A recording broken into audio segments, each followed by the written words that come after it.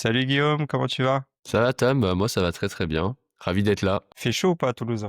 Ouais, alors là je fais semblant parce que j'ai un ventilo qui est juste ici, que je coupe pour l'enregistrement. Effectivement, je crois qu'aujourd'hui ils annoncent 40 ou 42 degrés.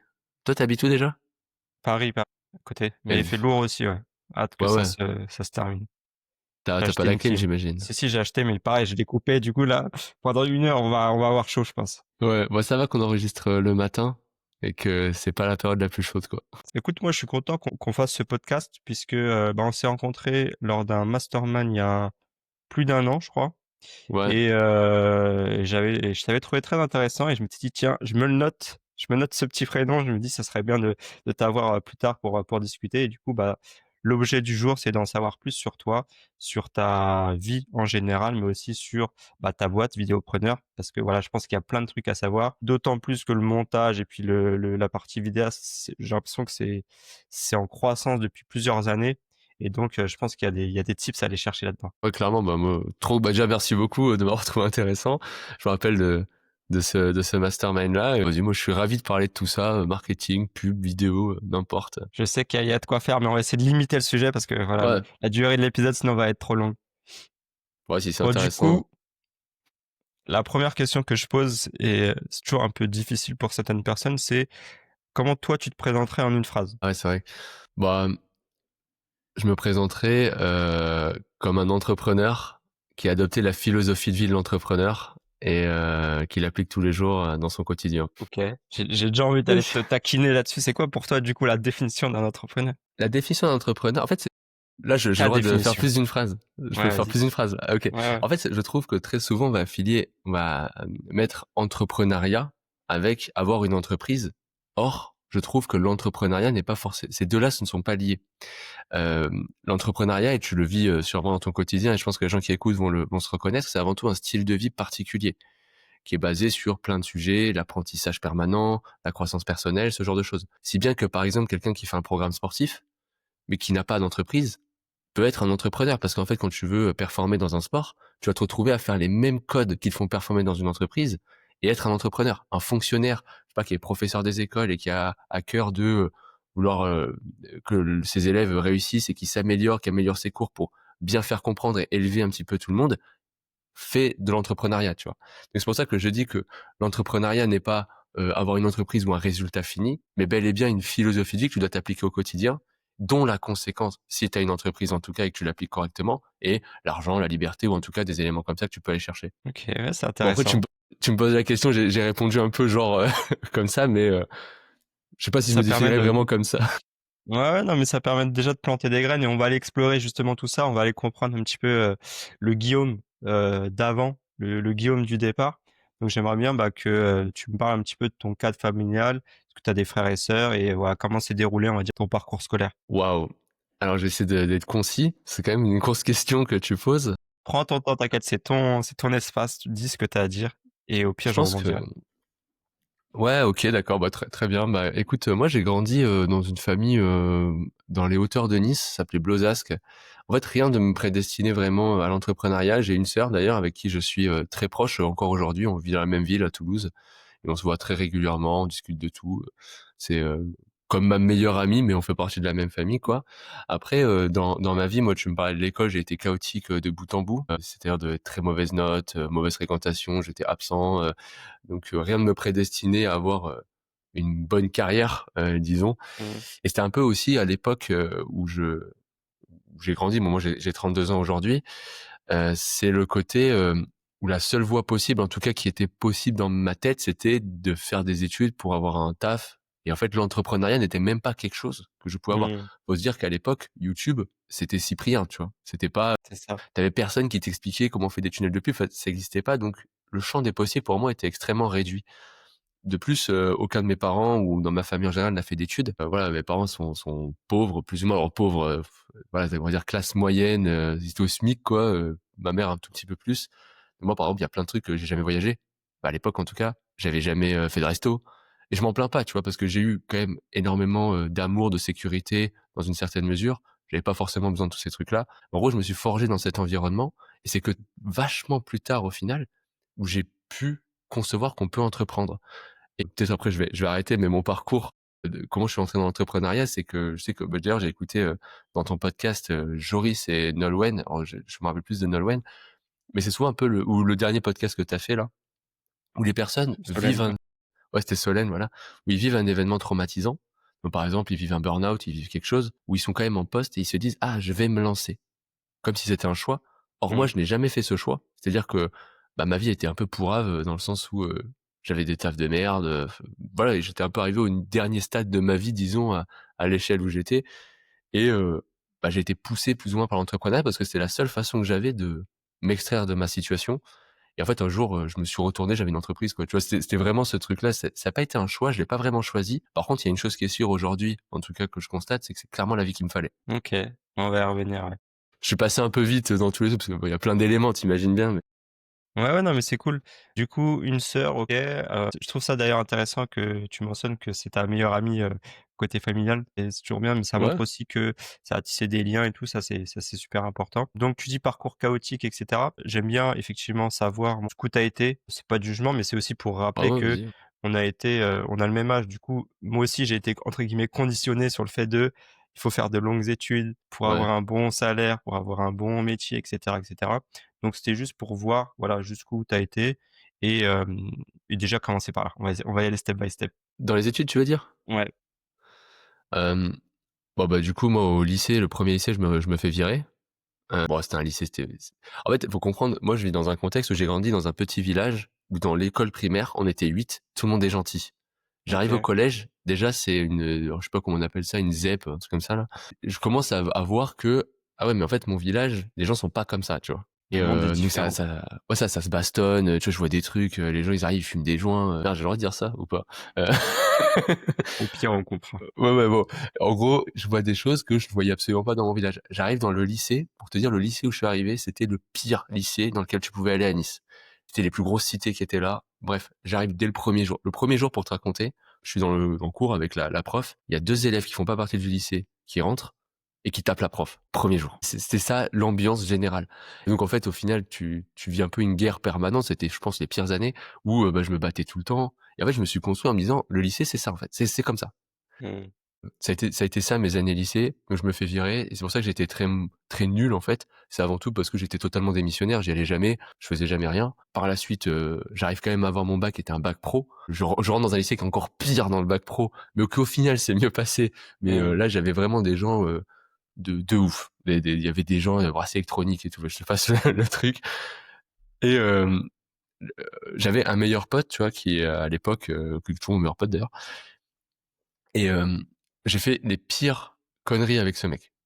Mais c'est aussi à la fois le gars qui a pu un peu me tirer, parce que tu imagines que moi j'allais jamais en cours. Quand tu es un jeudi, et qu'à 8 heures tu vas pas en cours et que tu vas traîner avec des gars qui eux aussi vont pas en cours, tu t'imagines que c'est pas, le haut du panier avec qui tu es, tu vois?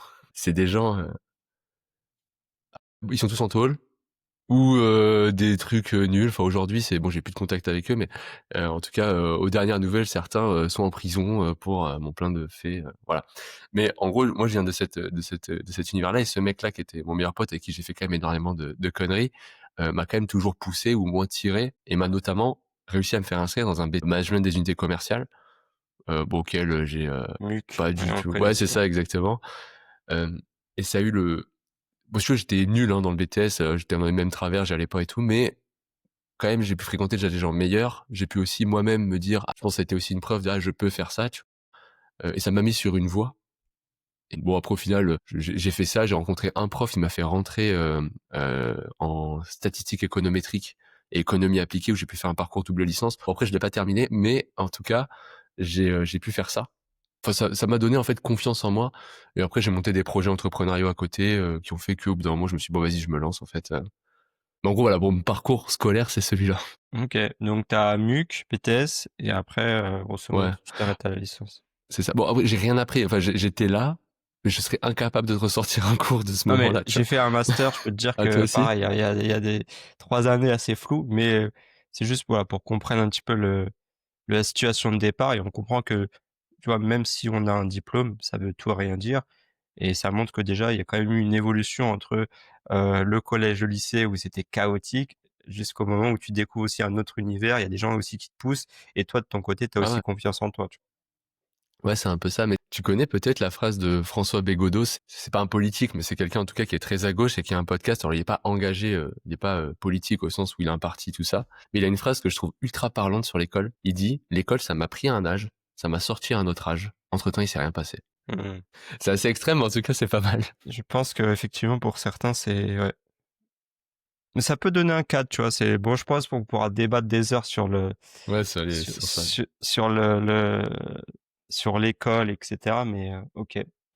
Du coup, tu termines, tu t'as dit que tu avais lancé des petits projets, à côté, entrepreneuriaux. Est-ce que tu as eu, voilà, différents tafs, parce que, voilà, je suppose qu'au bout d'un moment, il faut quand même se faire un peu d'argent. Ouais, quels ont Oh, été un petit peu tes jobs là? alors moi, j'ai fait plein de trucs, hein. J'ai fait, restauration. Bon, le truc basique, hein, c'est un Classique, peu ouais. ça, hop. Restauration quand tu sais pas, où aller. J'ai fait en usine. Après, j'étais DJ aussi, en boîte, un peu toutes les boîtes, un peu tout style. C'était surtout, électro, voilà et bon après j'étais en rave et tout, psytrance, art techno, ce jeu hardcore et tout. Ça a été en fait, mes jobs, c'était ça. Je travaillais à la Fnac, en tant que à la caisse, tu vois? À McDo, ça a été quand même assez longtemps, dans ma vie, Mmh. en même temps que mes études. En gros, ça a été ça mes tafs. Moi, j'ai jamais eu de vrai taf salarié, comme je peux rencontrer aujourd'hui ou dans le coworking où je suis, des gens qui, sont investis et épanouis dans un taf salarié où aussi on leur fait confiance, ils ont des vraies responsabilités. Moi, j'étais, un petit peu l'animal éduqué de l'endroit où, tu sais, en fait, on pourrait éduquer un animal à faire ton taf, ça marcherait, tu vois? Mmh. Ce truc-là où t'as vraiment l'impression d'être un robot et tu effectivement tout en bas de l'échelle, ça a été ça mes tafs. Et tu ressors quoi avec, tu vois? Parce que je pense que malgré ces tafs de merde, on apprend quand même sur nous, on apprend peut-être des autres. Est-ce que toi, tu as des souvenirs, marquants là-dessus ou pas du tout? Vraiment, c'est un truc que tu veux mettre de côté? Non, mais alors des souvenirs, j'en ai, ça ne m'a rien appris. C'est plus en fait, c le truc que ça m'a donné, c'est que tous les jours je me lève aujourd'hui et je me dis: «Franchement ma vie elle est géniale». Parce que Mmh. moi j'ai connu McDo où, un jour je commence à 6 heures du mat, l'autre jour, je commence il est, 16-17 heures, je finis à 1 heure du mat. Tu pas respecté par personne, tu on t'empoisonne, tous les jours.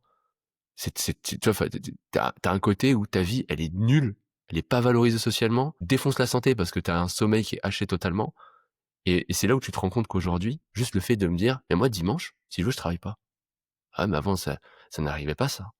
Et ce delta entre ma situation d'avant et ma situation d'aujourd'hui, c'est ce qui me rend tous les jours heureux, ou en tout cas, là, cette sensation d'être heureux tous les jours, c'est ce delta-là, en fait. Là, je gagne de l'argent. Si je veux pas travailler, je travaille pas. Là, le week-end dernier, ou enfin, c'était le week-end d'avant, je suis parti aux Pays-Bas, j'ai fait un festival. Non, c'était impossible de faire ça. Cette année, j'ai pris genre 2 fois l'avion, désolé, mais c'est horrible, hein, mais pour les écoles, mais j'ai pris genre 2 fois l'avion par mois, où j'ai fait des voyages de partout, j'ai vécu des expériences de dingue. C'est on travaille à McDo, tu vis pas ça, en fait. C'est clair. Donc bon, je suis plus reconnaissant pour ça et tous les gens que j'ai fréquentés là-bas, à part un qui est encore mon ami aujourd'hui, m'ont jamais, je les ai tous trouvés, bon c'est un peu méchant, mais très limités, très idiots, peu d'ambition, ils m'ont rien appris, je les trouvais pas ouf, tu vois? OK, ça marche. Bah, écoute, c'est ta perception. Parfois, on rencontre une personne Ouais, qui ouais, peut amener à être un déclic, tu vois? Toi, ça a il pas y en a été le cas un, et ouais, ça roule.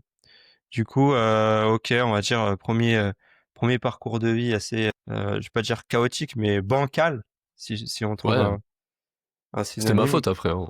C'est que j'avais pas d'ambition moi aussi et de là je critique Mmh. ces gens-là, j'étais exactement le reflet de ces gens-là à ce moment-là. Pas d'ambition, je sais pas où je vais, je me laisse porter plus ou moins. On me dit: «Va là», je vais là, et j'avais pas eu ce déclic de me dire: «Mais en fait je peux aussi vouloir et faire en sorte tous les jours d'avoir une meilleure condition». Mais justement, j'aimerais qu'on s'attarde là-dessus. Ça a été quand? Qu'est-ce qui a déclenché ce changement de switch, enfin ce switch de mindset qui s'est dit: «Bah, Ouais. faut que je fasse quelque chose dans ma vie»?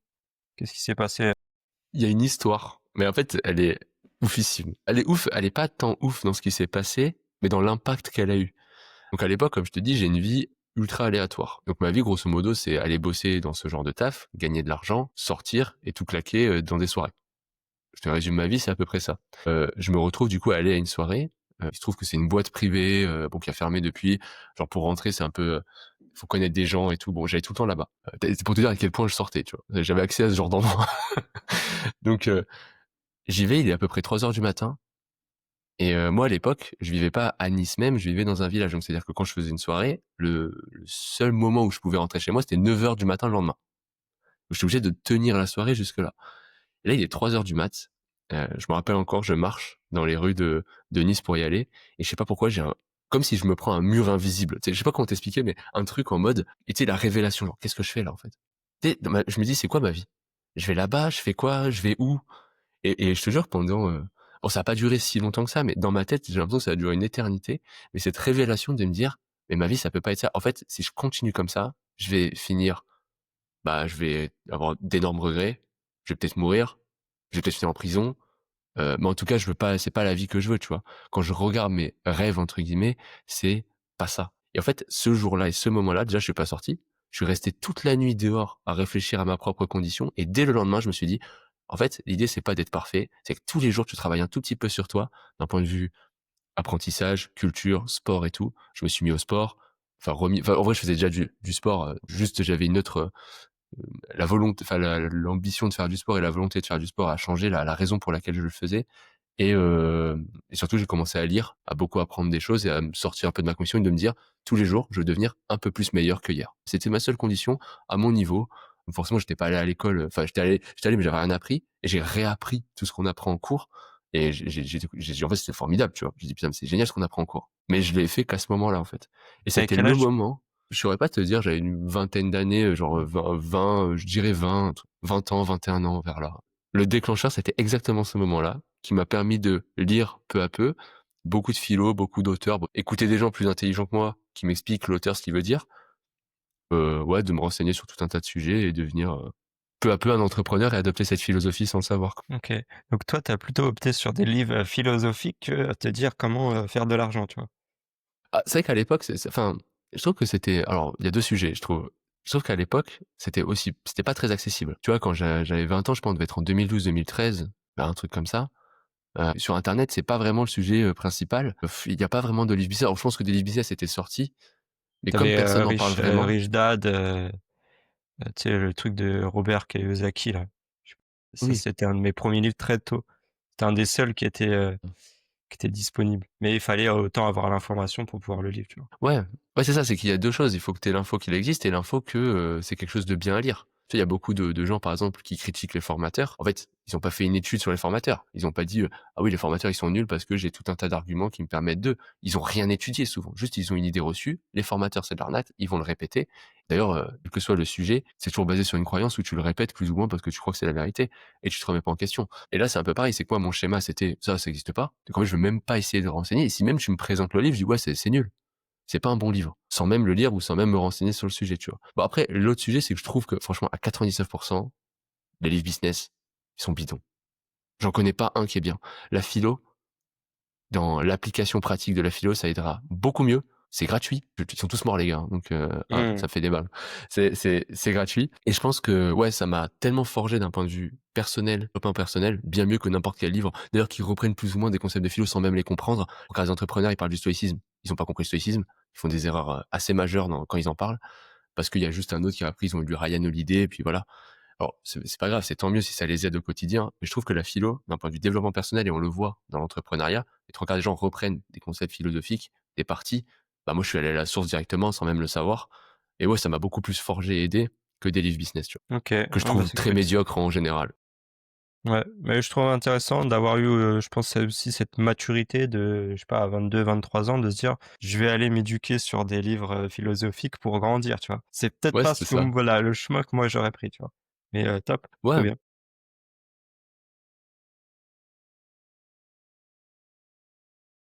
Ouais,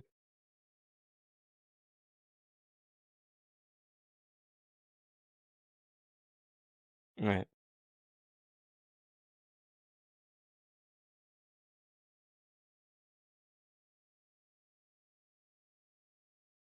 ouais.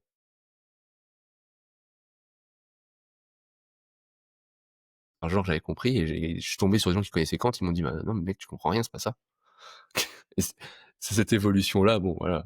Mais en tout cas, voilà, tu as pris la décision de changer et ça, c'est tout à ton honneur. Ou progressivement, combien de temps, on va dire, cette phase, elle a duré pour que tu lances, ton ou tes premiers projets entrepreneuriaux? C'est assez particulier parce que Si on reprend la définition de l'entrepreneuriat, comme je l'ai dit au début, le fait d'entreprendre, c'est pas forcément avoir une entreprise, mais créer des projets, être dans la création. En fait, depuis tout jeune, j'en créais, tu vois? Même quand j'étais en primaire, j'avais créé un site fan sur, Habbo Hotel. Je sais pas si vous connaissez ce jeu qui était un énorme scam, pour enfants. Ça me dit rien. Le concept du jeu, c'est que c'est un chat où tu contrôles un personnage. Ça s'adresse à des enfants de ouais, je sais pas, de 10 ans, tu vois? Et en fait, tu dois, payer dans le jeu par allopass pour, enfin à l'époque en tout cas, je sais pas si ça existe encore, pour avoir, du mobilier et tout. Donc tout le monde veut du mobilier, tout le monde veut un statut et le jeu est basé là-dessus. Donc en fait, c'est un énorme scam pour, prendre l'argent aux enfants parce qu'ils savent très bien qu'il y a aucun adulte qui joue au jeu. Voilà, c'est pour ça que je dis que c'est un scam. Bah, c'est un peu Fortnite, aujourd'hui, quoi, non? Ouais, mais Fortnite, ça s'adresse quand même à des gens déjà, tu peux jouer au jeu, c'est que des skins et ça te bloque pas le jeu, OK, en tout cas à 90. Mais effectivement, c'est un peu Fortnite, mais tu imagines Fortnite pour des gens de 10 ans, quoi. ouais. Bon, donc j'avais créé un site fan là-dessus, j'avais créé une web radio à l'époque. Tu vois, après, j'avais créé des serveurs privés sur Dofus, quand j'étais un peu plus âgé. J'ai été DJ, mine de c'est une sorte d'entrepreneuriat. En fait, j'ai toujours monté des projets, tu vois? C'est juste que je mettais pas le terme entrepreneur derrière. Quand j'ai commencé à faire ça, bah, mon projet, c'était moi-même, de m'améliorer. Puis, je sais pas, ma première boîte, je l'ai montée, putain, c'est dur à dire. C'est quand je suis arrivé à Toulouse, en fait.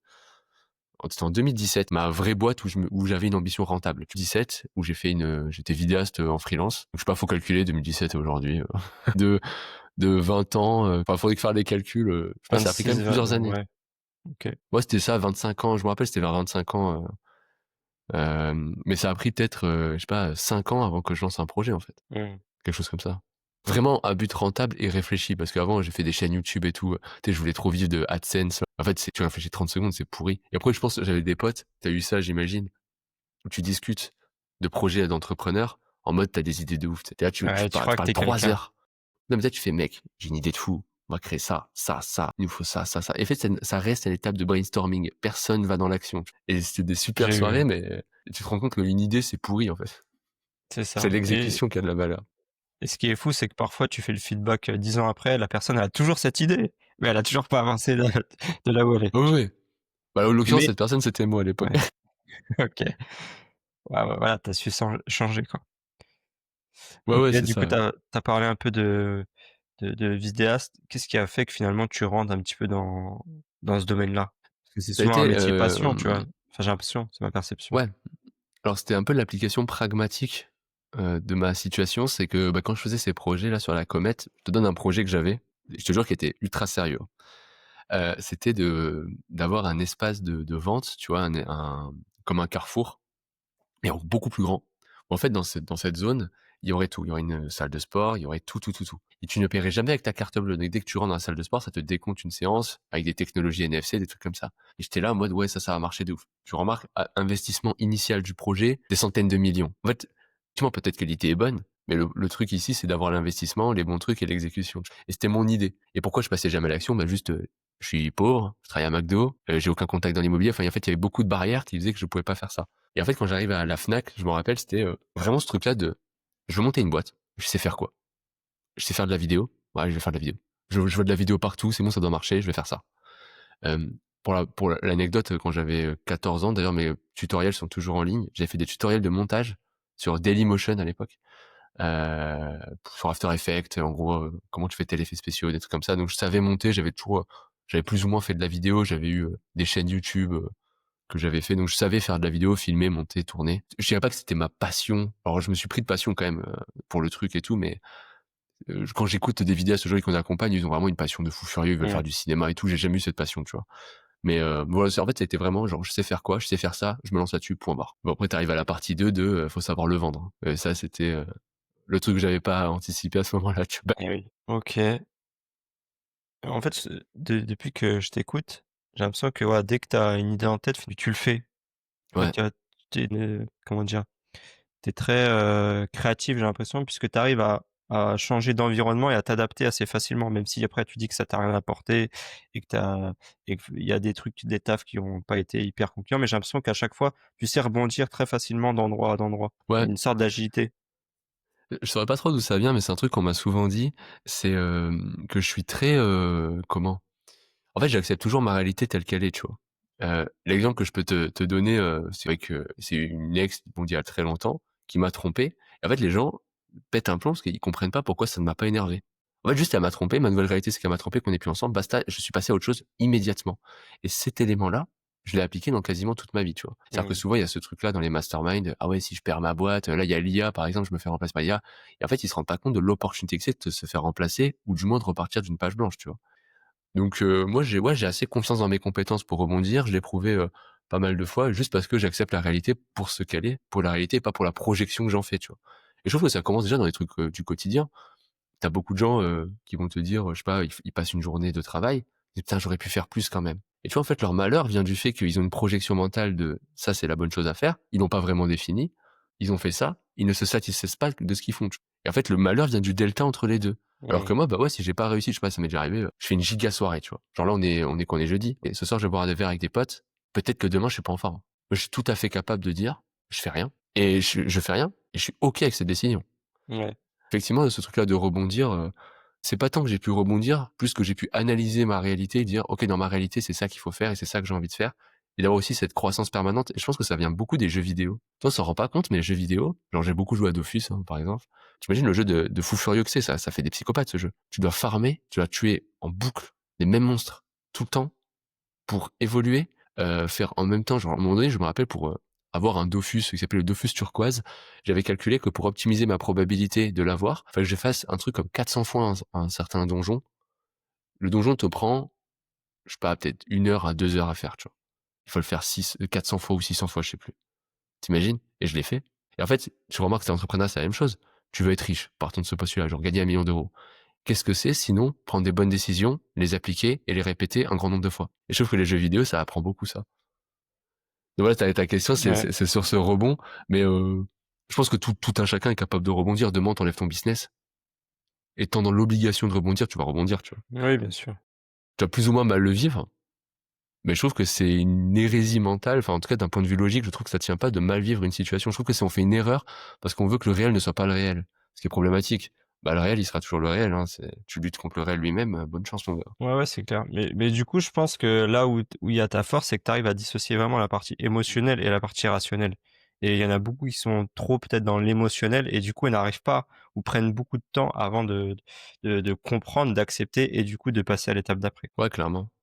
Clairement, mais après l'humain est émotionnel, de base, tu vois? Je pense que c'est pas le fait de pas avoir d'émotion, plus que de comprendre son émotion et d'agir en fonction, tu vois? C'est OK d'être énervé, triste ou quoi, tu peux très bien te dire: «Voilà, je m'accorde, 2-3 jours et je suis triste», et c'est OK.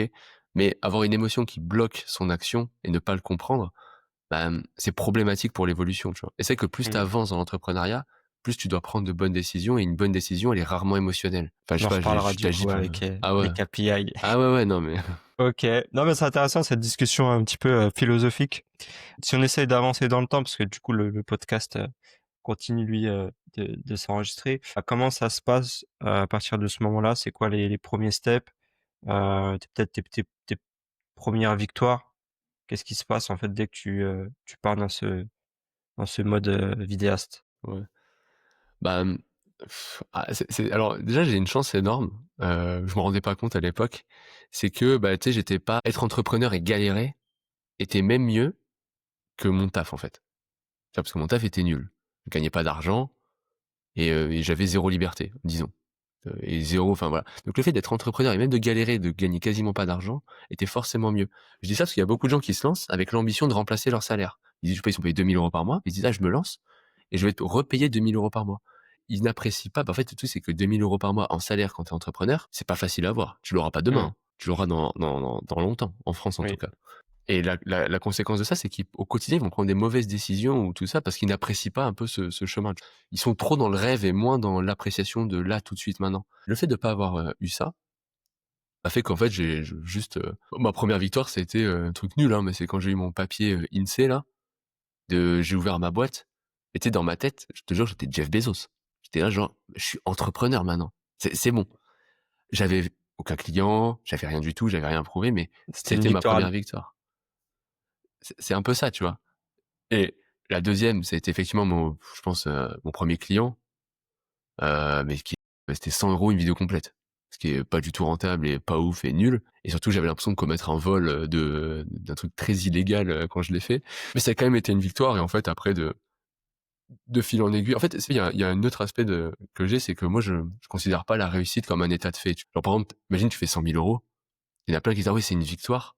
Enfin, en tout cas, par rapport à ma philosophie à moi, les gens peuvent faire ce qu'ils veulent, mais je trouve ça un peu malhonnête intellectuellement, sachant que je ne mets pas l'échec comme un état de fait. Tu veux courir un marathon, c'est pas parce que tu vas faire 3 kilomètres pour la première fois et que t'es essoufflé que tu ne pourras pas courir un marathon dans ta vie. Finalement, c'est qu'un point dans une courbe.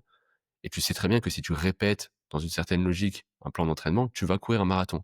C'est pareil dans l'entrepreneuriat. C'est très logique de ton premier appel de prospection, il soit pas ouf. Fais-en 100 et on voit. Donc en fait, l'échec, il n'existe pas vraiment. Il n'est qu'une donnée d'évolution que tu dois analyser, traiter et te positionner par rapport à ça. Le truc étant, c'est que en disant ça, tout le monde est plus ou moins d'accord, mais la réussite, on le place comme un état de fait quand même. Donc l'échec, c'est pas un état de fait, mais l'inverse de l'échec, on le met sur un état de fait. Ouais, faut célébrer les petites victoires, le ci, le là, alors que je trouve que la réussite, pour moi en tout cas, n'est pas un état de fait, c'est un prétexte pour te mettre en mouvement. Faire 1 million d'euros, faire 10 millions d'euros, faire des trucs assez complexes dans le business ou dans le sport ou quoi que ce soit, n'est qu'un prétexte pour te mettre en mouvement. Je m'inscris à un marathon parce que je veux courir tous les jours en fait. Et pour moi, la réussite, c'est le point d'équilibre entre deux pôles qui vont être le côté structurel. Si je reprends l'exemple du marathon, paradoxalement, pour t'entraîner à courir un marathon, il faut faire que des prépas marathon et jamais courir de marathon. Or, tu fais une prépa Ouais. pour courir un marathon. Dans l'entrepreneuriat, alors le marathon, c'est très clair. Tu vois, il y a un marathon, il y a une fin, il y a une deadline, tu t'es inscrit. Le problème dans l'entrepreneuriat, c'est que beaucoup de gens font des prépas entrepreneurs, mais vivent pas le pourquoi ils sont entrepreneurs. Ils ont fait entrepreneur pour devenir libre, voyager et tout, sauf qu'ils ne le font jamais.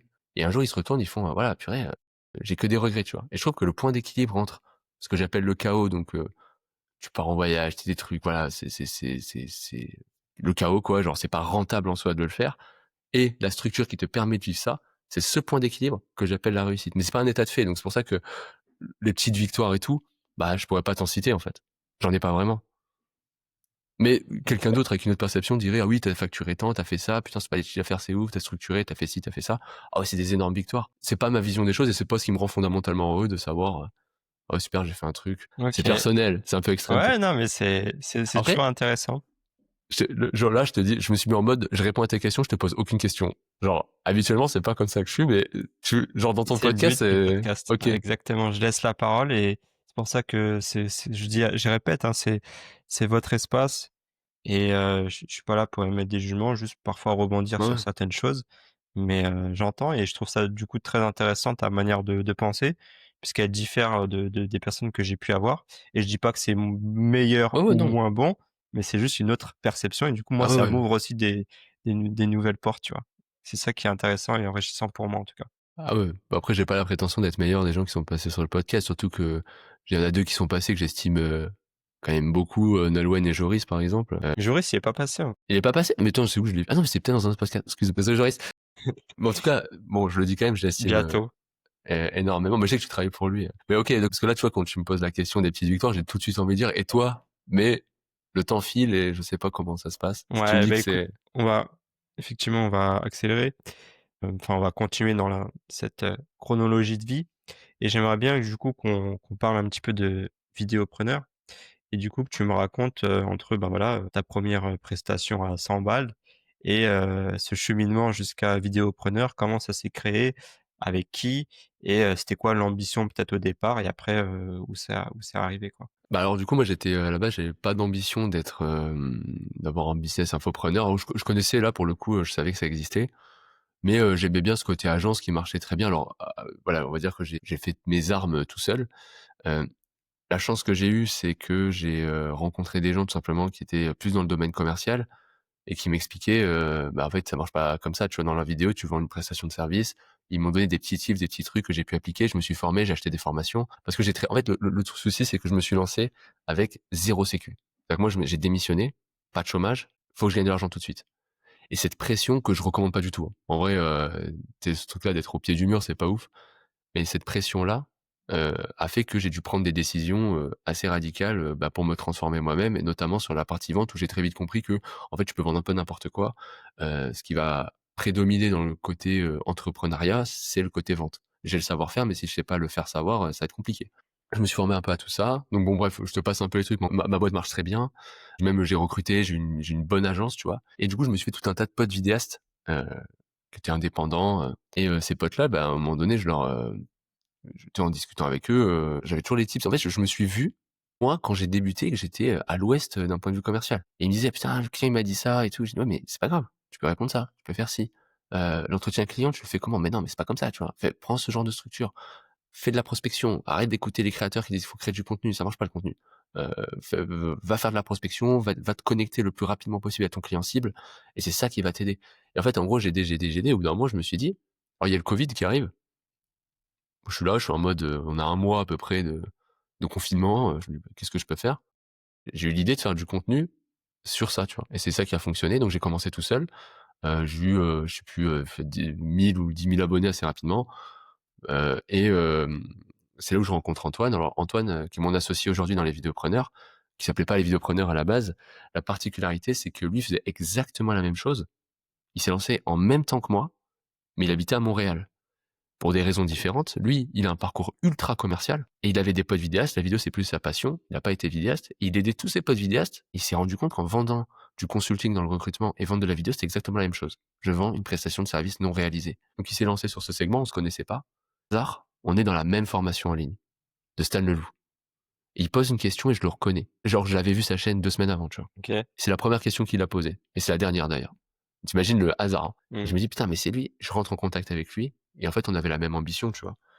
Vouloir construire, vouloir aider les vidéastes le mieux possible, vouloir construire quelque chose de grand et on sera toujours mieux ensemble, que l'un contre l'autre et c'est la raison pour laquelle on a décidé de s'associer. Alors d'abord sur un podcast pour voir comment travailler chacun de notre côté, après sur une offre payante, puis après la société, puis jusqu'à aujourd'hui, quoi. Et d'ailleurs même aujourd'hui, sur des d'autres projets, qu'on a, je trouve que trouver un bon associé à ce point-là, c'est rare. Donc en fait, tu as envie de l'intégrer dans tous les projets que tu as, en tant qu'associé, parce que c'est la personne en qui je pense, dans le business j'ai le plus confiance, quoi. Ouais. OK. J'ai envie de rebondir sur plein de trucs, mais déjà peut-être avant que j'oublie, ce serait quoi pour toi les 3 points de vigilance quand tu veux justement t'associer? Parce que là, on va dire, tu as eu de la chance dès la première fois, tu tombes sur le bon, mais tu vois aussi à côté plein de personnes qui s'associent peut-être trop rapidement et du coup font plein d'erreurs. Toi, ça a été quoi, on va dire, tes critères de décision pour te dire: «Bah, c'est la bonne personne»? Bah, en fait, c'est un peu compliqué parce que moi, je me suis associé plusieurs fois et justement, je n'ai jamais fait l'erreur et j'ai jamais appliqué les conseils que vont te donner les gens. En fait, je trouve que le business, quel que soit d'ailleurs ce que tu fais, que ce soit dans l'association, la vente, ce que tu veux, tu peux le résumer à de la confiance et tu peux faire tous les contrats que tu veux, machin, en réalité, il y a toujours moyen de bypasser les contrats. En fait, si tu es avec quelqu'un qui est nul, tu vas même pas appliquer ton contrat, tu vois? Donc pour moi, les contrats, les trucs comme ça, c'est vraiment, ça «sert à rien» entre guillemets, parce que ça te protège pas réellement, du mauvais fit ou de quoi que ce soit. Donc en fait, le 1er vrai conseil que je dirais, c'est de s'engager sur des projets peu engageants, pas direct monter une société et tout. Dire: «OK, on bosse sur un projet plutôt long terme, pour voir comment ça fit» et se mettre des points de vigilance ou des points de communication. Et je pense que la clé, c'est aussi ça, c'est de pouvoir communiquer sur tout le temps et d'être dans la d'avoir en fait franchement c'est comme un couple, hein, qui marche longtemps, c'est un couple où il y a qu'un truc qui est validé en réalité. C'est pas les points communs, c'est pas vous avez la même passion ou quoi que ce soit, c'est que tu comprends l'autre dans sa réalité et la personne en face de toi te comprend dans ta réalité et vraiment de manière très sincère.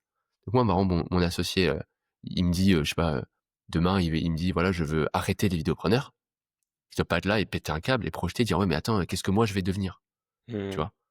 Je dois comprendre, OK, tu vas arrêter. C'est quoi la meilleure façon d'arrêter pour que moi je sois gagnant et toi tu sois gagnant? Il faut qu'il soit dans cette logique-là aussi.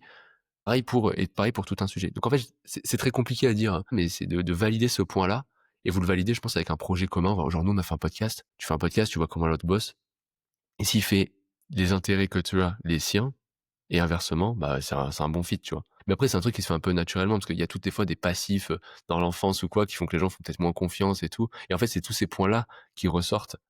Mais franchement, tu te poses la question, comment trouver, avoir un couple, qui dure, 20 ans, en fait, c'est la même question, c'est très compliqué de Ouais, répondre, ouais, je c'est trouve. clair. Oui, c'est beaucoup de feeling, mais voilà, je pense que ce qui est intéressant aussi à retenir, c'est de commencer peut-être, petit, Mmh. mais avec un truc engageant pour voir Ouais, effectivement, si ça peut marcher ou quoi. ouais, il y a les crescendo, quoi. Ouais. OK. Alors du coup, ouais, si on rentre dans le vif du sujet, vidéopreneur, dis-moi, voilà, ce que c de du coup, depuis quand ça existe et ce que vous faites concrètement? Alors les vidéopreneurs, ça existe depuis 2021, sous sa forme actuelle en tout cas. On aide les vidéastes sur, l'aspect business, c'est-à-dire, ils savent tous faire des vidéos, mais ils savent pas les vendre. et on va les aider à mieux les vendre, tout simplement. Donc se structurer, se professionnaliser de ce point de vue-là. Euh, donc on a plusieurs types de vidéastes, hein. On a le vidéaste qui débute totalement, le vidéaste qui est en reconversion, le vidéaste qui fait déjà un certain chiffre d'affaires mais qui veut comprendre comment aller plus loin en se structurant mieux, tout ça. Et en gros, c'est ça au travers d'un mastermind sur 6 mois d'accompagnement, avec une communauté extrêmement engagée, des points de, enfin, du coaching, formation en ligne, vraiment un écosystème total. Et c'est important d'insister là-dessus, de dire c'est un écosystème. Genre quand tu payes des vidéopreneurs, tu payes pas des formations en ligne, voilà. Où C'est tu es vraiment livré toute à la toi-même. communauté et tout. Ouais, c'est vraiment tout le côté communautaire que tu as. On a mis vraiment un système en place qui permet de prendre quasiment n'importe qui aujourd'hui et de l'emmener sur la lune, quoi. Du coup, à ce jour, vous avez formé combien de personnes? Je crois que Un peu plus vous de êtes 500 beaucoup? Ouais, vidéastes. Bon, je sais pas si OK. c'est beaucoup, mais en tout cas, c'est ça, 500. Bah, ça fait, ouais, plus de 100 par an, quoi, en gros, depuis le 2021. Ouais, ouais, bah alors après, c'est exponentiel, tu vois. Genre, je sais que le premier lancement qu'on fait, on en fait 20, tu vois, un truc comme ça. Oui, Et justement, après, ah ouais, tu toutes mes questions. pardon, ouais, c'est bon, C'est je me pas grave. calme. Non, mais voilà, l'idée, c'était aussi de comprendre, voilà, quel était votre fonctionnement, en termes de marketing et de vente. Du coup, votre stratégie initiale, c'était de fonctionner par lancement. Ouais. Ouais, c'est ça. En fait, alors pourquoi? Au début, en fait, comme je te dis, on s'est associés, on a fait le podcast et on veut valider le fait que l'offre est la bonne. Le truc étant, c'est qu'une formation en ligne, c'est quand même long à faire. T'imagines, tu vas enregistrer tous les modules et tout, compliqué. Donc nous, on a eu une idée de le faire à l'inverse, de dire, et d'être transparent, on n'a pas fait la formation. Notre vision, et notre objectif et le pourquoi on le fait, c'est ça. On veut vous emmener là. Ceux qui vont acheter maintenant, ils auront un niveau d'accompagnement qui, voilà, qui est beaucoup plus grand, parce que tout simplement, on veut créer la meilleure formation pour vous par rapport à vos besoins et ce que vous voulez faire, quoi. Et c'est un peu un acte de confiance. Et l'idée étant que si jamais ça ne marche pas, il y a pas assez de gens, on est transparent, on rembourse tout le monde, on le fait pas, et ça s'arrête là. Ça a été ça notre premier lancement. Et c'est pour ça qu'on a fait un lancement. C'est parce que on voulait juste tester l'idée. On l'a fait, ça a Mmh. fonctionné, on s'était fixé un palier, ça a marché, et c'est là où on a construit la formation, machin et tout. Après on est très vite arrivé sur de l'evergreen, en fait. Moi, je suis pas le team lancement spécialement. Je trouve que ça optimise pas vraiment pour le chiffre d'affaires, et ça optimise même pas pour surtout aider la personne. La personne elle a un besoin maintenant, elle a pas un besoin dans 3 mois quand tu fais ton lancement. Ouais. Nous, on est très focus client, qu'en fait, on est en evergreen. On est passé très vite en evergreen. Je sais plus trop quand on y est passé, mais Donc evergreen, hein, pour ceux qui connaissent pas, c'est ah la oui, vente en continu, chaque ouais, mois, c'est quoi. ça. Enfin, Tu peux rentrer demain là. Tu prends un voilà, appel, tu rentres demain, y a pas de problème. exact. OK, juste pour revenir sur, une chose qui est aussi intéressante, c'est que vous avez vendu avant de créer et ça, c'est vrai qu'il y a beaucoup de gens qui sont très réticents à l'idée de le faire. Hem, C'était quoi, mis à part du coup, valider l'offre, les avantages d'avoir fait ça? Est-ce qu'il y avait des peurs aussi derrière Hem, ou c'était non. logique pour vous de fonctionner comme ça? Alors là, le truc, c'est que là, j'ai une réponse, mais je risque de pas me faire des potes. En fait, je Franchement, trouve tu es que libre de tes mots. OK, il y a beaucoup d'écoutes ou pas sur le podcast? Bon, vas-y, je balance. Non, en fait, je trouve, moi, je viens, bon, je t'ai passé un détail de ma vie où j'étais business développeur. Business développeur, c'est quoi? C'est, on m'appelle, donc en freelance, on m'appelle, on me dit, ouais, Guillaume, on veut vendre telle offre. Moi, le premier réflexe que j'ai, donc, c'est vraiment du commercial PME SaaS, classique, où tu veux aller le plus rapidement possible au contact de ton client, tu vois.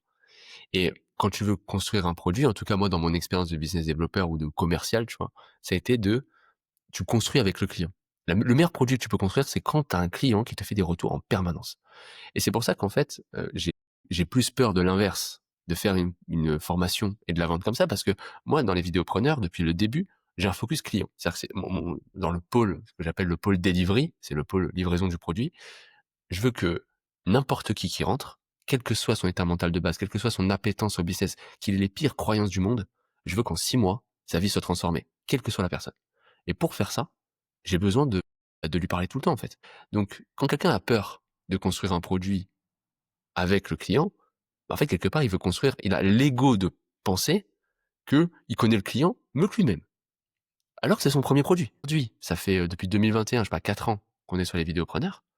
J'apprends encore des trucs sur les vidéastes. Et pourtant, par rapport à ce que tu lances ton premier produit, enfin, j'imagine que je fais peut-être 100 fois ton chiffre d'affaires, tu vois. Même plus que ça. Et moi, c'est ça ma logique. C'est que quand je veux construire le meilleur produit, je vais être au contact avec le client qui va l'acheter pour l'aider au mieux. Et c'est pour ça que c'est pour moi une des seules manières de faire. Et ça aussi l'avantage, effectivement, de pas perdre de temps si jamais tu tapes à côté, quoi. Parce que t'imagines, tu fais le produit, tu vends le produit. Bon déjà, imaginons que tu règles pas vraiment les problèmes parce que bon, les gens qu'est-ce qu'ils font? C'est pas méchant, mais quand ils font un produit, on va dire sur du marketing ou quoi, ils tapent, Alex Hormozy, ils vont répéter ce que dit Alex Hormozy, ils vont répéter ce que dit, PB, ce que dit je sais pas qui, dans la niche et en fait, c'est du répéter. Je vais voir le contenu gratos de PB, j'ai exactement ta formation et si vraiment je suis malin, je parle un peu anglais, je peux aller voir au State, j'ai exactement ta formation. Je n'apprends rien. Et l'idée, et je pense qu'un bon formateur, c'est quelqu'un qui, effectivement, va reprendre des éléments de ces gens-là, mais va surtout l'adapter à la niche où il est, parce qu'il a une compréhension de la niche telle. Voilà. Et je trouve que beaucoup d'entrepreneurs et d'infopreneurs notamment sont dans cet ego de penser qu'ils ont tout mieux compris que le client. Ils veulent surtout pas parler au client. Tu sais, ils ont ce truc-là de dire, ah non, mais moi, je veux faire une page, il achète et je lui parle jamais, en fait. Mmh. Tu vois, c'est pas ma alors je comprends le c'est aussi un autre sujet philosophique, c'est que beaucoup de gens, je trouve, utilisent les clients comme des moyens et non comme une fin. Dans les vidéopreneurs, le client est une fin en soi. Je veux sa réussite et je ferai tout pour qu'il ait. Certains infopreneurs que j'écoute, sans les citer, utilisent le client comme un moyen. C'est un moyen pour que moi j'ai ma vie. Mais en fait, qu'il réussisse ou pas, je m'en fous un petit peu, tu vois? Alors je vais le justifier par la raison, mais oui, bien sûr, je veux qu'il réussisse, mais en attendant, je veux pas prendre de call avec lui. Je veux qu'il achète sans que je lui parle, de la manière la plus rapide possible. Je veux pas faire de coaching one-to-one. Et toutes les actions sont dictées par je veux pas sa réussite en fait. Tu vois ce que je veux dire? Bon, Mmh. c'est ça mon point. Donc en fait, je trouve que les gens ont des peurs, mais si t'as un intérêt, et je pense que l'argent et la réussite vient du fait qu'un client est satisfait, c'est quand même la base. Bah il faut que tu fasses ce genre de lancement. Pas obligatoirement ce genre de lancement. Si t'as une connaissance de ta cible, tu peux faire un mini produit et construire comme ça, tu vois. C'est une des façons en tout cas. OK, intéressant. Du coup, toi, comment tu qualifierais, ton marketing en 3 mots? Pour résumer tout ce que tu viens de dire. Bah imparfait. En fait, c'est de base, je fais tout pour le parfaire au quotidien, tu vois. Ça fait Enfin, un. je sais pas. Ah oui, un mot. Après, je dirais. Ah purée, je sais pas. Ah ouais, 3 mots. J'avais pub et organique. OK. Je sais pas, c'est les 2 trucs qui me sont venus. Vous faites, parce que tout à l'heure tu disais que tu détestais, enfin tu détestais. Tu disais que les créateurs de contenu, c'était pas forcément, ce qu'il y avait de mieux pour vendre. Mais du coup, vous, dans votre stratégie globale, vous utilisez à la fois de l'organique et de la publicité? Exactement. Alors, pardon. Je parlais dans le secteur de tu veux vendre une prestation de service, notamment B2B. À une époque où LinkedIn n'existe pas vraiment, la création de contenu dans ce secteur-là n'est pas la meilleure façon de vendre directement. Mmh. Après, la création de contenu de base n'est pas faite pour vendre, en fait. C'est pas un outil de vente. Et même quand tu es infopreneur, quand tu débutes notamment et que tu as du temps, tu as plus un intérêt à te connecter le plus rapidement à ta cible par des actes de prospection, quels qu'ils soient. Ouais. C'était plus ça mon propos, tu vois. OK. Après, au fait, tu as un problème de scalabilité où la création de contenu, c'est vrai qu'en termes de, sur le long terme, en termes de réassurance, tout ça, ça reste un des meilleurs outils aujourd'hui qui existent. La prospection, tu dois totalement la réinventer, donc c'est intéressant d'avoir une base de contenu pour prouver ta crédibilité. Mais je trouve que c'est dans l'infoprenariat, c'est un peu différent parce que la cible va chercher le problème sur internet. Le directeur communication, il va pas taper son problème, sur YouTube, en fait. Voilà, Clairement. c'est plus ça la nuance, mais effectivement, après, créer du contenu, c'est important et ça peut beaucoup aider, faites-le, tu vois? Et du coup, pardon, l'autre question qui me vient, c'est, l'autre, à partir de quand vous vous êtes dit: «Il faut qu'on se mette à la pub» et pour quelle raison? C'est un peu la même histoire de comment je me suis lancé dans l'entrepreneuriat. J'étais dans un mastermind qui s'appelle le M67. Alors, faut comprendre ma croyance initiale. Moi, on m'a toujours expliqué, donc chez Stan Leloup et tout, c'est plus de là que je viens. Crée du contenu de ouf, les gens viendront. Et en fait, le seul moyen d'avoir plus d'argent, surtout Stan Leloup qui est assez anti-pub, en tout cas qu'il était, euh, créer du contenu de ouf et les gens viendront. Et en fait, le seul moyen d'avoir plus de gens, c'est de créer du meilleur contenu, plus, voilà. Et ainsi augmenter ta liste mail. Donc j'avais cette matrice-là. Je savais que la pub ça existait, mais en fait, encore une fois, je m'étais jamais vraiment intéressé. J'ai jamais connu des gens qui en faisaient. Donc je me disais pas, il faut faire ça, tu vois. Et ma première expérience avec la pub, bon, ça a été un échec, forcément. J'avais fait un accompagnement du 67 qui s'appelait Prépa 60. Enfin, ça s'appelait pas comme ça à l'époque, mais aujourd'hui, il s'appelle comme ça, Prépa 67, je crois. Et dans ce truc-là, à l'époque, alors je sais pas s'ils font ça encore aujourd'hui, mais ils poussaient énormément vers la pub. Ils disaient, les gars, faut aller vers la pub, voilà. Mais et moi, j'ai écouté ce qu'ils ont dit à la lettre.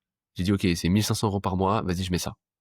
Bon, forcément, j'ai eu que des échecs parce que c'est c'est logique. J'y connais rien, je commence, t'es obligé de passer par une phase d'apprentissage où tu fais n'importe quoi, tu vois? Que Et en tu fait, voulais faire tout seul, tu as voulu déléguer? non, j'ai délégué, direct. Mais ça marche pas des matchs parce que de base, tu fais de la pub, tu t'arrives en pub et il y a des fois un délai entre les gens, enfin voilà. Mmh. Il y a plein de raisons qui expliquent l'échec et surtout, je fais le pire truc qui soit. j'ai besoin d'économiser, j'enlève la pub. Et en fait, un jour, je rentre, donc il se passe ça.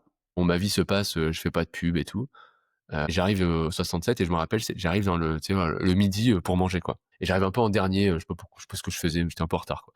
Alors, t'as 2 accompagnements pour ceux qui écoutent. T'as le 67 où la promesse, c'est que tu passes de 6 à 7 chiffres. Donc, c'est les bébés, en gros, c'est les moins bien de la pièce. Et t'as l'autre accompagnement où c'est l'inverse, c'est 7 à 8 chiffres. Donc, eux, c'est les boss. Bon, je caricature parce que c'est pas vraiment ça, mais en gros, c'est l'idée que tu te fais. Donc, moi, je suis dans le 67, je rentre et il y a un truc qui m'a choqué. Parce qu'il y avait vraiment cette scène où je voyais tout le monde, et le 67 était entre eux, le 78 entre eux, et je me suis dit, mais putain, le 67, ils font tous de l'organique, personne fait de la pub. Le 78, c'est l'inverse. Ils font pas d'organique, ils font que de la pub. Je me dis, mais c'est évident, faut faire de la pub. Ça a été ça le début de me dire, OK. bah non, je vais finir là, je vais finir l'année, ça va être à 10K mois pub, minimum.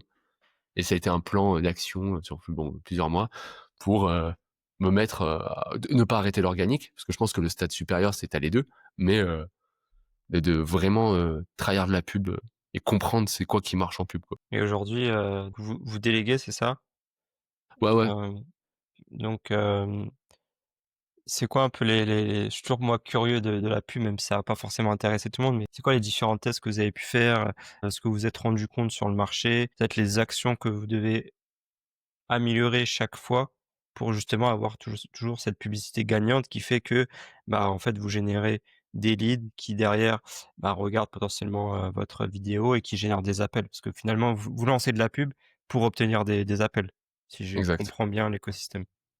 Ouais, c'est ça avec ce truc-là au milieu de trouver le bon système pour discriminer les gens qui sont des touristes, tu vois? Donc tu peux Mmh, pas juste faire pub appel, on l'a déjà fait, mais tu as beaucoup trop d'appels et très peu d'appels vraiment qualifiés. Il qualifié, faut ouais. trouver le bon système au milieu qui permet de dégager les gens qui sont juste venus voir s'il y avait de la lumière et mais quand même que les bons, n'ont pas trop d'étapes pour, pouvoir prendre cet appel-là.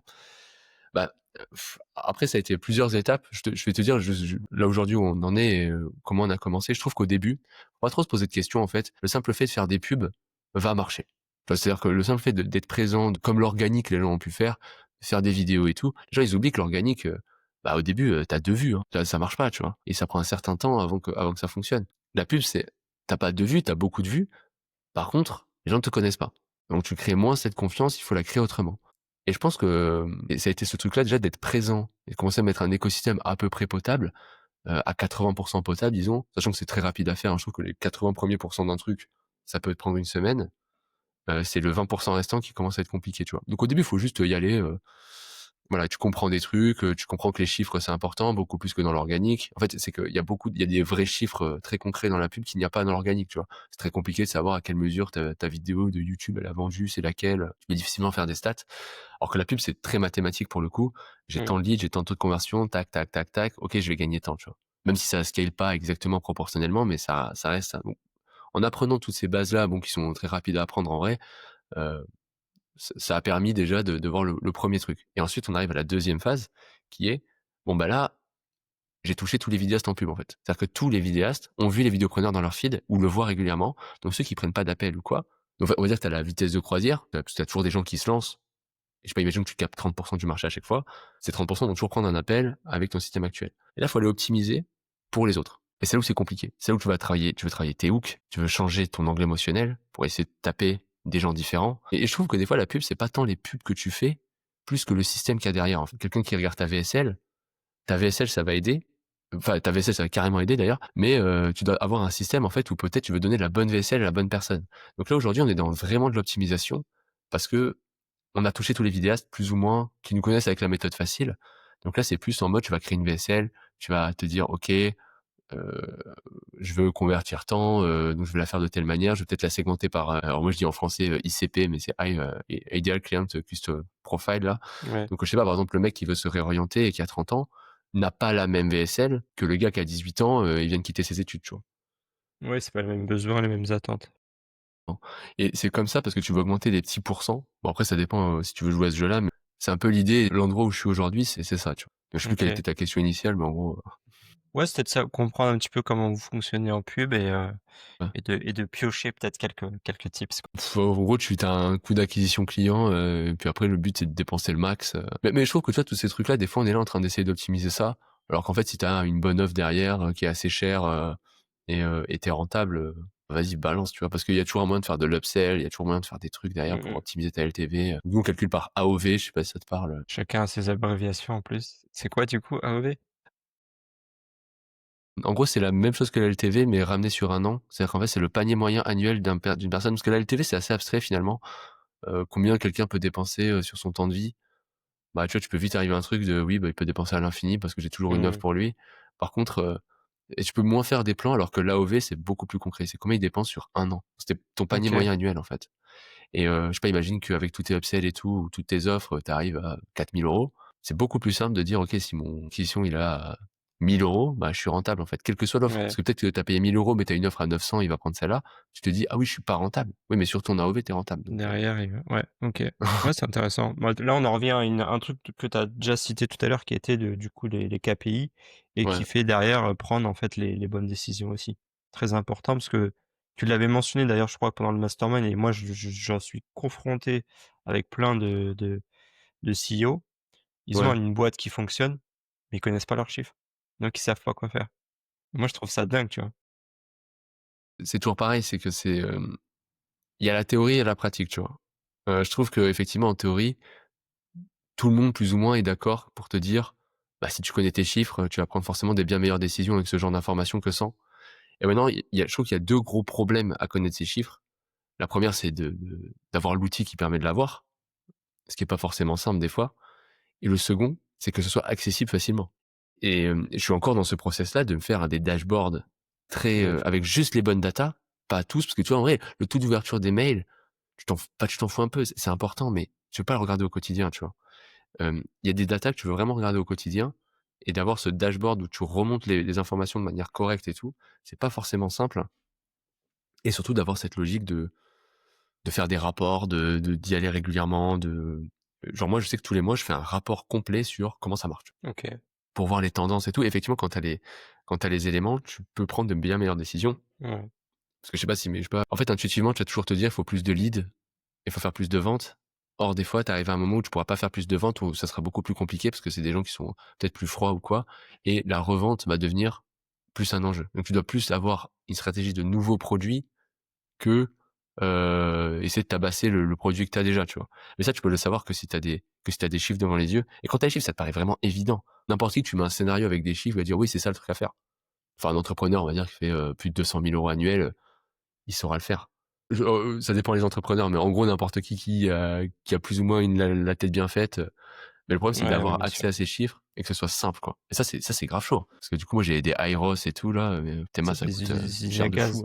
Mais je pense déjà même le fait d'avoir une vue assez macro, parce que certains connaissent Mmh, pas leurs chiffres et se font piéger en fait entre, le truc tout bête, hein, CA, bénéfices et bah, clairement. BFR et en fait se retrouvent à avoir une boîte qui fait 1 million et derrière en fait qui génère pas suffisamment de renta pour payer, les freelances et tout et du coup doit, faire sauter l'équipe. Tu vois? C'est des trucs qui peuvent arriver et malheureusement, quand tu as pas Ouais. ces connaissances-là, c'est compliqué, quoi. Donc Et il y a surtout quand même com l'incompréhension vas-y, pardon.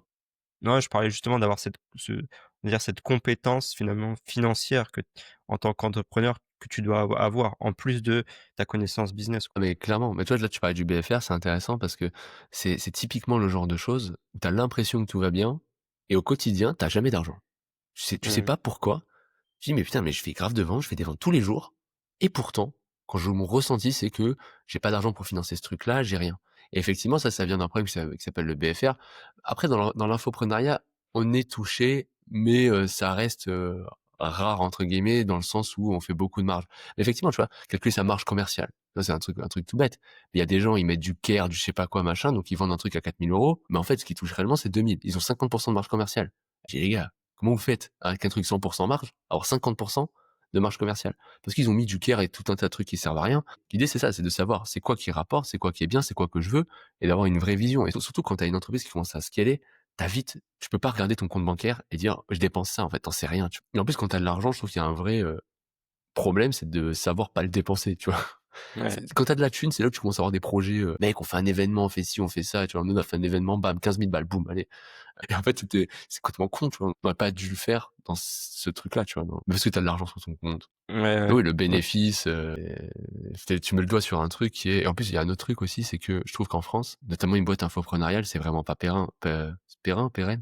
Ouais, une boîte pérenne. Euh, C'est-à-dire que là, ça marche. Est-ce que dans 10 ans, ça marchera? Je sais Mmh. pas. En fait, ton bénéfice, t'as plus intérêt à avoir une holding, remonter le truc, le réinvestir, IMO, dans les trucs très classiques, tu vois, et utiliser le fruit de cet investissement pour soit créer d'autres projets, soit gagner de l'argent, enfin pour toi, mais c'est surtout pas ton bénéfice que tu dois sortir pour le claquer dans tes voyages ou je sais pas quoi, tu vois. Bon après ça, c'est vraiment une éducation, financière que les gens, doivent se faire. Du coup, Ouais. ça serait quoi les projets futurs, pour Vidéopreneur, mais aussi pour toi? Projet futur, écoute, continuer exactement sur la lancée où on est avec les vidéopreneurs, on est dans de l'optimisation, on a pas mal de projets qui arrivent aussi, heu, qui sont des projets pour améliorer l'écosystème des vidéopreneurs. Donc on va continuer sur ça. D'un point de vue entreprise, moi j'ai d'autres boîtes, je suis moins connu pour ça, mais d'autres entreprises où je suis dans cette croissance à chaque fois. Donc bah, l'idée c'est de continuer la croissance. Là je suis sur un modèle particulier que je n'aime pas en plus. En fait j'ai toujours critiqué, mais en fait dans ce cas-là, je trouve que c'est un truc logique, et un peu en mode membership là, abonnement pas cher et tout. Euh, donc c'est une autre façon de faire, une autre façon de type de boîte quoi. Donc faire croître cette entreprise-là, et aussi j'ai lancé une chaîne YouTube et un podcast, enfin qui est pas le mien, mais à côté. Et la chaîne YouTube c'est particulier, c'est parler de tous ces sujets dans un très gros niveau de détail. Par exemple là j'ai détaillé dans la dernière vidéo que j'ai faite tout notre process sales avec les closers et compagnie. Alors c'est dédié pour freelance ou infopreneur. La particularité c'est que j'ai rien à vendre, ni même de lead magnet ni rien.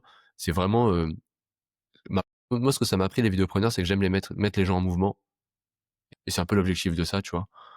Donc ouais, c'est de continuer sur cette voie-là, et continuer de kiffer ma vie en même temps, d'avoir la structure nécessaire et de croître là-dessus, mais de pouvoir aussi, ce qu'on m'avait dit une fois, cash out ta vie, et de dire: bah, voilà, là je prends le fruit de ce que j'ai réussi à faire, et je kiffe au quotidien et je m'enferme pas dans une routine sans kiffer à côté, quoi. Bon, Ouais, mais c'est un peu justement tu vague. ouais, mais c'est cool, ça montre moi, en fait, quand je fais la rétrospective là, ça fait 1 heure qu'on discute et quand j'entends, le Guillaume, du collège et le Guillaume de maintenant, tu vois, il y a une sacrée évolution et du coup, j'aimerais que tu me partages, je sais pas, des trucs que tu as pu accomplir grâce justement à ce développement personnel et aussi à cet accomplissement, de ta boîte. Je sais que tu as fait tu as parlé de marathon parce que tu en as fait un, je crois, Ouais. récemment. Ah, Ouais, j'en ai fait 2 cette année déjà.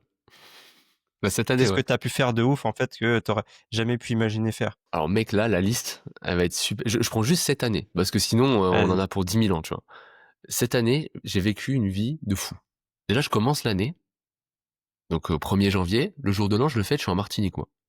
Soleil et tout. Voilà. En février, alors, je rencontre des DJ, c'était en décembre, là, pour le coup, internationaux que j'adore, art techno et tout, et ils m'invitent sur un groupe WhatsApp, grosso modo. Groupe WhatsApp où je rencontre des gens internationaux, et il se trouve que en février, je pars en Belgique sur un coup de tête à Ghent pour vivre cette expérience dans un Airbnb avec eux, des gens que je connais pas, que je connais depuis WhatsApp. Et avec ces DJ internationaux, on commence à manger une pizza, on est en petit comité, et je fréquente des DJ de ouf, quoi. Que j'adore en plus. Et on Mmh. passe la soirée et tout avec eux. Ensuite, je pars au Rotterdam Rave Festival à Rotterdam. Je me fais pote avec des Belges d'ailleurs, avec qui je viens de faire un festival il y a 2 semaines, aux Pays-Bas encore. Voilà. En gros, c'est un peu ça tout le temps. Puis tu vois, le truc le plus notable cette année, c'est que il y a d'ailleurs une personne qui est un vidéaste qu'on a accompagné, qui aujourd'hui travaille aussi beaucoup avec nous, notamment sur la partie closing et la partie événementielle des vidéopreneurs. Il a fait son premier semi-marathon à Toulouse. Et il me dit, à la fin de ce semi, purée, j'aimerais trop faire un marathon. Je dis, vas-y, chaud. Si jamais t'en fais un, je le cours avec toi, tu vois. Il se passe quelques jours, le mec me trouve un marathon à Tromsø. Non, mais tu sais où c'est Tromsø? Pas en Suède ou je sais pas où là? Non, c'est en Norvège. Mec, c'est dans Norvège. le cercle arctique, il fait tout le temps jour à Tromsø. Là, tu vois, le style de ville où c'est, tellement c'est loin. Mmh. Mais moi, je regarde pas où c'est, tu vois. Je dis, ouais, une Norvège, pour moi, Norvège, t'avais Oslo, tu t'allais un peu au nord, tu coupais, ça s'arrêtait là, tu vois. En fait, non, c'est très haut, la Norvège. Et bref, je prends mes billets, de marathon, lui aussi. J'annonce ça dans un cerveau collectif des vidéopreneurs. Il y a une meuf qui s'appelle Pénélope qui prend ses billets. Bref. je te passe le truc, mais on se retrouve à aller à 10, à faire un méga documentaire, à courir une presta pour là-bas. Donc on a fait un giga documentaire sur Tromsø, enfin le marathon et tout. Je cours le marathon, on vit une expérience de fou furieux. Ce qu'on a vécu, c'est énorme, tu vois. Tu cours un marathon, la nuit, mais il fait jour, à l'autre bout du monde, Ouais, c'est un avec délire. 10 personnes en faisant un docu. D'ailleurs, le marathon veulent retransmettre le documentaire qu'on fait pour ma chaîne YouTube à la base. En Norvège, quoi, devant tout le monde, donc on les sous-titres en anglais et ils vont le regarder. C'est abusé, tu vois. Ce genre d'expérience, c'est un truc de fou furieux et surtout, c'est fait collectivement avec des gens qui, à la base, sont nos clients, Mmh. sont devenus une fin en soi, donc sont devenus proches de nous et on peut vivre ce genre de projet, tu vois. Oser ça, c'est le projet le plus ouf cette année, mais voilà, ça m'a permis de faire des trucs comme ça, quoi. Bien. Donc je vais te poser une question, l'avant-dernière question, c'est aujourd'hui, est-ce que du coup tu es heureux? Ou alors, moi, je suis très philosophe La de phrase ces questions. philosophique. En fait, C'est je, pas oui ou non. Tu vas avoir du mal au jeu d'après. Au dernier jeu, là, tu vas avoir du mal. Vas-y. ah ouais, tu vas faire une série, je dois devoir dire oui, oui, non, non. C'est Ok. ça. Non, mais en fait, ça dépend. Parce que je trouve que j'ai le sentiment d'être heureux tous les jours, effectivement. Bah, je te dirais oui. Allez, vas-y, je vais pas rentrer dans un détail. Oui, oui, oui, je suis heureux tous les jours. Mais je l'ai toujours été plus ou moins, tu vois. Ok, trop bien. Tu vois, j'ai changé mes questions parce que j'avais une question, quelle était la définition du succès? Est-ce que tu penses avoir atteint le succès? Mais du coup, par rapport à tout ce que tu m'as dit, c'était une mauvaise question que je vais pas poser. Non, la question est bonne. Euh, ouais, mais du coup, elle serait trop longue. Je pense que tu prendrais trop de temps à répondre et à débattre sur ça. Non, mais je pense on a fait tout le tour. Euh, Moi, je suis content parce que du coup, j'ai pu. Il y a une part d'ego à chaque fois que je fais des podcasts, hein, et ça, je le dis pas forcément, mais du coup, je vais en profiter. C'est de voilà, d'apprendre aussi des autres, d'apprendre à la fois humainement, mais aussi sur le plan business. Donc, c'est toujours agréable, voilà, de pouvoir échanger.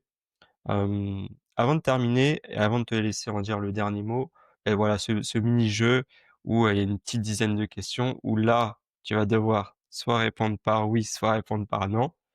Il n'y a pas de justification, mais voilà, Ça, l'idée, ça t'inquiète. va de conclure un petit peu par ce petit jeu. Est-ce que tu es prêt? Ouais, c'est bon. Ok, alors si tu prends un petit déj, est-ce que tu es plutôt salé ou sucré? Ça l'est. Film ou ta série préférée? Je regarde pas de film, Y a pas un ni de film qui série. t'a marqué à l'époque et qui te dit putain, j'adore ce film? Attends, mais là, il faut vraiment que je réfléchisse. Ça fait très longtemps. Ce serait... oh, franchement, je suis incapable de te répondre. Ah, peut-être 12 hommes en colère. J'avais bien apprécié, je me rappelle. Je sais pas si tu Ok. connais ce film. De nom, je crois que je l'ai vu, mais il y a hyper longtemps, ouais. Mer ou montagne? J'allais dire ville. Mer, allez, Toulouse, mer. Toulouse, t'as les deux à côté, hein. T'as les deux pas trop loin. Bon, ouais, mais j'habitais à Nice avant, hein. Ouais. Ouais, t'avais C'est les encore deux plus à aussi. côté. Ouais. Ouais, mer, Matin ou mer, mer. soir? Matin. Plutôt lire un livre ou écouter un podcast? Écouter un podcast. Thé ou café? Café. Quand tu veux te détendre, sport ou canapé? Euh... Sport. Allez, sport. Tu préfères travailler dans le silence ou avec de la musique? Musique. Enfin, ta manière de travailler, t'es plutôt organisé ou freestyle? Moi, je dirais organisé quand même. Et la question 1 million qui veut tout et rien dire. Tu préfères 1 million cash maintenant ou 10 000 € par mois à vie? Bah, attends, 10, 12... Non, moi, je dirais 10 000 euros par mois à vie. Ok. Bon, c'est bien, t'as pu répondre assez facilement du coup au quiz. Et là, il n'y a pas trop de justification, genre thé au café, je peux te dire. Le café. Qu'est-ce que Ouais, c'est mais finalement? Qu'est-ce que ça ta dit sur l'eau? pensée, voilà, ouais, on pourrait débattre plein de choses. Bon, trop bien. On arrive sur la fin du coup de l'épisode. Voilà, est-ce que toi, tu as un dernier message à faire passer, soit un truc que t'as pas du tout abordé et qui te tient à cœur, ou soit rebondir sur un élément dont on a discuté pendant cette heure. Non, j'ai bien apprécié cet échange. J'avoue, c'est un côté très égocentrique tu sais, de se faire poser des questions et juste de répondre sur sa pensée ou tout ça. Toujours plaisant. Euh, Après, il y a beaucoup de questions que j'aurais aimé te retourner pour voir ton avis dessus. Je suis plus team qui pose des questions habituellement que team qui répond. Mais sinon, non, l'échange était trop bien. J'ai trop apprécié. J'espère que les gens ont apprécié aussi l'échange. Et j'aimerais, à la limite, discuter avec toi en off de media buying. Voilà. Mais c'est personnel. Yes, ça marche. Un dernier message pour, je sais pas, les vidéastes ou les futurs vidéastes qui veulent se lancer, tu vas donner un tips sur ça ou direct venez prendre un call chez Vidéopreneur et on s'occupera du reste. Non, franchement, limite, il y a une première action à faire et que vous l'avez pas faite, c'est regarder nos contenus gratuits, en fait. Il y a tout Hmm. qui est dit. Il y a toutes les stratégies qui ont été données. Genre, vous apprendrez rien d'autre dans les vidéopreneurs. que ce qui a été déjà donné gratuitement dans tous les podcasts ou chaînes YouTube qu'on a faites. Donc allez-y. Bien. Bah, écoute, ce sera le mot de la fin. Je te remercie et puis, bah, moi, je te souhaite toute la meilleure réussite du monde. Merci, toi aussi. À bientôt, tu trop cool. Yes. Ciao.